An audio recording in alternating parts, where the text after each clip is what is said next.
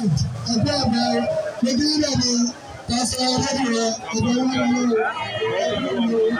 ẹgbẹ́ àtẹ̀wò. Pẹ̀lú alágbèrè state chairman lọ́dún ìṣirò lórí ẹgbẹ́ àgbà sí ẹgbẹ́ tí yẹ ẹgbẹ́ ìlú ìlú dáadáa sí wa gómìnà dáadáa ni kò lè ràn wá. APC ní ìgbòho ẹni. Ọba ló bàjẹ́ ọba wọ̀nyí torí kò sẹ́gbẹ́ mìíràn tí a lè ṣe. Ẹgbẹ́ tàbí ẹgbẹ́ bá ṣe wọ́pọ̀ káfíìnì ṣọ̀kan.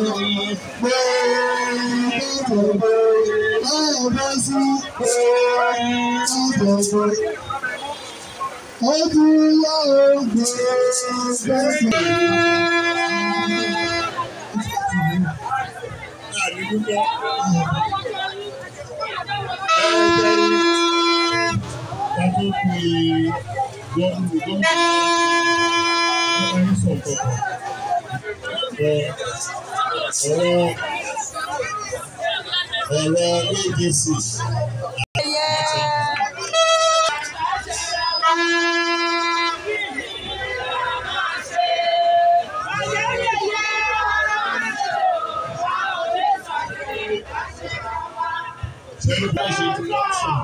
Lákọ̀ọ́ká kí àwọn bàbá wa àwọn bàbá baálẹ̀ tó wà níkàlẹ̀ àti gbogbo ará kọ̀mínítì tó wà ní.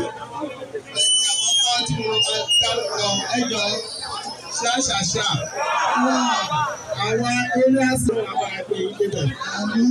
Àrẹ kí gbogbo àwọn bàbá wa baálẹ̀ tó wà níkàlẹ̀ àti àwọn bàbá wa. A kí gbogbo aráàlú pé a kú ìrọ́jú. Lágbára Ọlọ́run á yẹ dáadáa fún wa. Bàbá Akínyí a fi ara gómìnà wa tí wọ́n jẹ́ sẹ́nítọ̀ wa lọ́wọ́lọ́wọ́ báyìí a fi kí yín.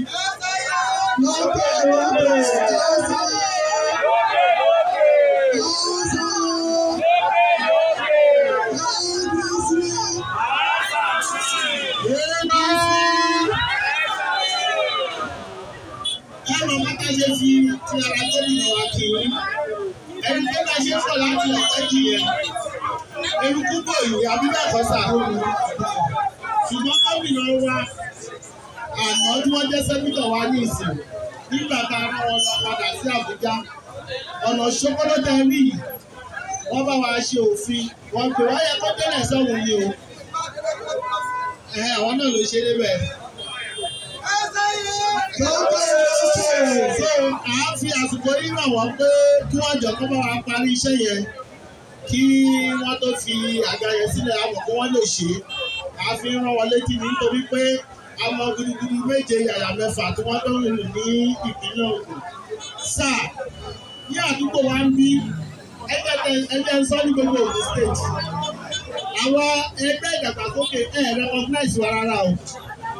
Nítorí pé a gbọ́dọ̀ ní ìpín nínú ìjọba láti state local government. A gbọ́dọ̀ ní àwọn èèyàn tí wọ́n ń bẹ̀ ṣùgbọ́n torí pé tẹ́lẹ̀ ló kàn tó jókòó lu ẹni tó gbà tí mo lo slogan kan ẹni tó gun wọn ló dáhùn.